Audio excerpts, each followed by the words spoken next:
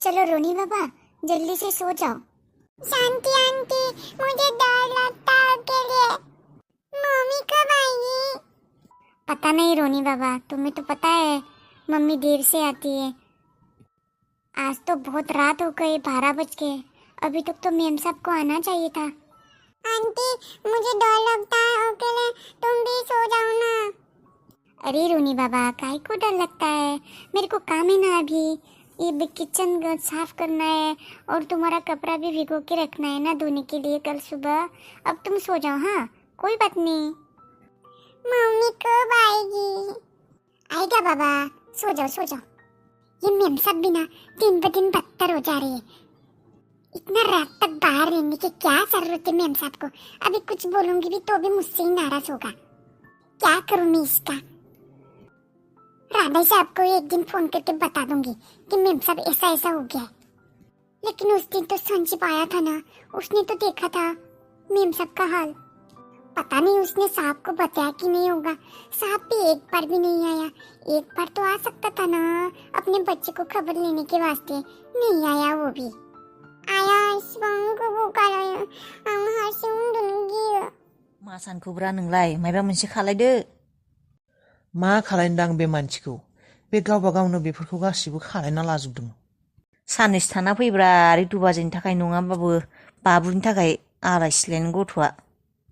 बाबुखौथ' आं लाबोनो नागिरदोंमोन र', गावासो हराबा दा मा खालायनो आं। मा खालायनो माने दा जेबो खालायथ'नांला, नों साननैसो थाहैल'। खिजानि नों साननैसो थाना फैबा बाजैयाबो जुमाय लोंनायखौ गारगोनानो। बे फैनाया दाननैल'सो जाबाय, बेयावनो एसेबां बेबायदि जानांगौना बियो। आंबो थांनो सम मोनाखैना। खामानि मावहोगासिनो आं ओइ थाबाथायाव। र' नोंलाय मानो ओइ थाबाथायाव खामानि मावहैदों?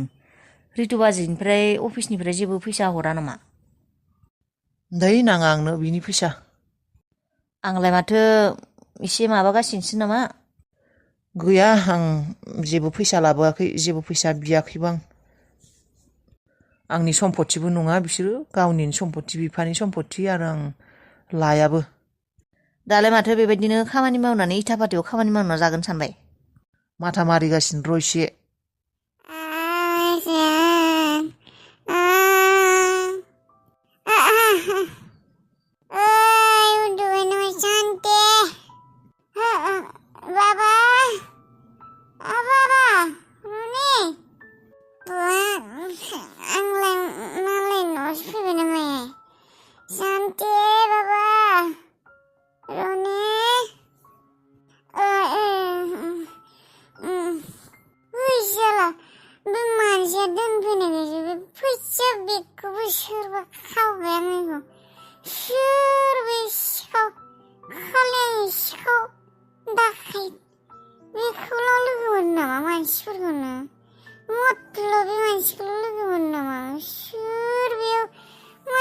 फैसा बेखौ खावबाय दे आंनो नै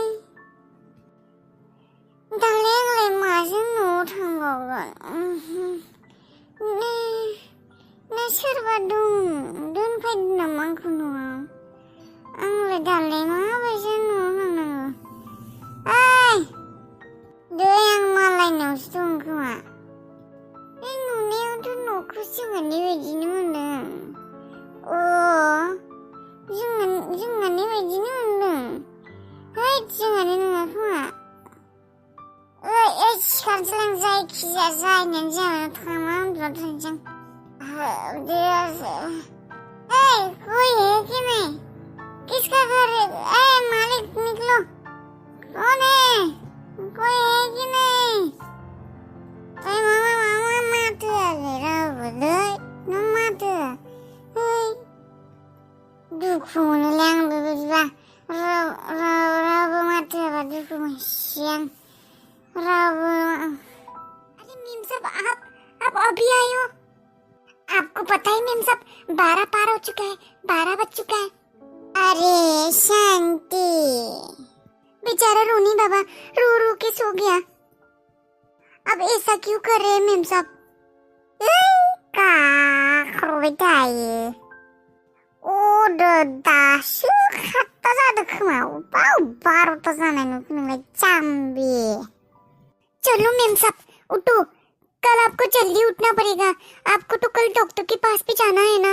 चलो मेम सब जल्दी उठो। क्या डॉक्टर? डॉक्टर नावलाय मानो थांनांगौ आंलाय मा जादों आङो। अरे मेम साहब जाने दो। चल उठो उठो, मेरे को भी सोना है, जल्दी चलो। आपकी वजह से हमको भी जल्दी सोना नहीं पड़ता। रोनी बाबा भी अभी सोया इतना देर से। स्कूल भी जाना है बेचारे को, कल सुबह ही उठना है। मेरे को भी इतना काम होता है सुबह सुबह, आपकी वजह से इतना देर होता है। चलो उठो जल्दी। अरे बाबा काय का टेंशन करता है? अरे चलो मेम सब जल्दी, नहीं तो मैं दरवाजा बंद कर देगी और आप बाहर ही सोते रहना। अरे चलो शांति, तुम ही हो मेरे पास और कोई नहीं। शांति चलो। कितना बदबू आ रहा है। बदबू से मेरे को तो सूंघा नहीं जा रहा है, इतना बदबू। पता नहीं कैसे पीता है। अरे ऐसे नहीं ऐसे। नुदोंना माबायदि मानसि बियो? खेबसे फनखौ हमा बियो आंनि। माबायदि? माने एसेबां अख्रा नों रितु? एसेबां इग' लानाया मोजां नङाथ'। माने एसेबां इग'। फन खालायबाबो फन हमा। जेबो बाथ्रा बुङाबो। गावानो मोथो मा खामदों मा मादों, मा लोंला लोंसि बे। बुजिनोनो हाला आं बिखौ। बे गथ' लानानै मा खालायगासिनो बियो? फनखौथ' खेबसे रिसिभ खालायनांगौ बियो। निजेनि मानसिजोंलाय माथो एसेबां रागा? बेबायदि रागा जोंनायखायनोथ' आं बेखौ गारना फैदों। नाथाय गारना फैब्लानो जे आंनि गोसोनिफ्राय बिसोरखौ अननाय खालायनाय केयार खालायनाया गैया जादों बेथ' नङाना। आंथ' थांगोन होननानै बुंदोंआनो। लोंबायसो दंबायदि मोनदों आं बिखौ। एसेबां केयारलेस जाबाय बियो। एसेबां फरायनानै माबानानै मा जाखो बियो? मा जाखो? गथ'खौबा स्कुलाव एंगार हरदोंना हराखै? गासैबो समावनो गावनि गोसो बायदि जायो नामा? एसेबो बाथ्रा खोनासङा, मेलेमावबो हाबा। अफिसाबा मा जादों? अफिसखौबोबा सोर मा खालायदों? गावहाथ' अफिसावबो थांला खोमा। गासैखौबो खोमानासो लासिगोन बायदि मोनदों आं बिनि आखलफोरखौ नुनानै। गावनि गोरोन्थि, गावनि अख्रा आरो बे इग'नि थाखायनो गासैखौबो खोमाना लागोन बायदिसो मोनदों आं बिखौ। बियो जा लामाथिं थांबाय दङ मोजां नुवाखै आं बेखौ माबायदि सम्भालिनो दा? मा खालायनो आं बेखौ? मा होननानै मोजां खालायनो आं बेखौ? हमनानो मोनला आङो। अनबाबो अनजाया, गनायबाबो गनायजाया। एबार थांबोला बेखौ मेन्टेल हस्पिटालावसो लांनांगोन बायदि मोनदों र' आं। बिना खर'आनो गाज्रि जामारबाय बायदि मोनदों आं। साइक'लजिस्टनियावसो लांनांगोन बिखौ। नङाबा गासैखौबो थेर बेथेर खालायजोबगोन बियो। संसार जाना थानाय नङा बियो जोंफोरना। आलाय सिलाय जाजोबगोन। बिनि बेबायदि गोरोन्थिनि थाखाय इयुनाव गथ'फोरासो भुगिनांगौ जागोन। माखौ बुजियाथाय बियो? दिनैलाय थाब फैबाय माथो, खामानि जायासै नामा?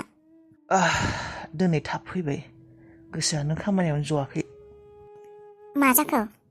मा जानो आरो, बेफोरखौनो सानै टेनसन जादों। मा खालायनो मा मानो हमना मोनाखै आं। बेफोरखौ सानै ओजा खामानियाव खामानि मावनो हाया। माथो खालायबावनो आरो, टेनसन लानानैबाबो खामानिखौ मावनांगोन आरो, उफायथ' गैया। आरो खामानिफोरखौ मावनो गोसो गैयाबालाय साननैसो था, रेस्ट ला। गैया, रेस्ट लाया। ओरैनो गोसोखौ मोजां मोनैखाय दिनै थाब फैबाय आं। बेनिफ्राय दालाय माथो खालायगोन सानखौ? खेबसेबो थांना फैला नोङो पाटनायाव? खेबसे सिरि रावबो मोनथियालासिनो थांना फैनाया हामगोन नामा? थांनोथ' नांगौमोन खेबसे। नोंनो खबर लाना फैथारदो, मा जादों मा जायाखै। रितुआ आरो जोंखौसो गाज्रि साननानै थाबाय थागोन। जोंफोरखौ थांनो होआखै, हमथाना लाखिदो होननानै बेफोरखौसो सानबाय थागोन बियो। ओरैनोबाबो साननायफोरा बेना बेबायदि सिखा, उल्था सिखा, मोजां सानखाया। बेखौनोथ' सानदों र'। आबाखौसो टेनसन जादों। एबारो मोजाङै रायज्लायनानै फैखा। मोजाङैथ' रायज्लायनानै फैखादोंमोन ना आङो। अबावथ' रागाजों रायज्लायदोंमोन। रितुआ जुदि बाथ्रा खोनासङा, लोंनायखौ गारा, राजाखौ लानानै फैफा एबारो। बिनि बाथ्रा खोनासंनांला।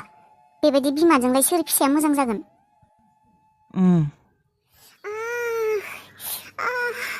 उदै सासोदों आरो।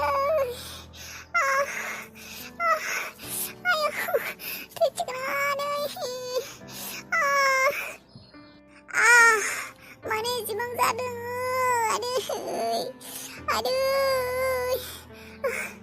शांति, शांति,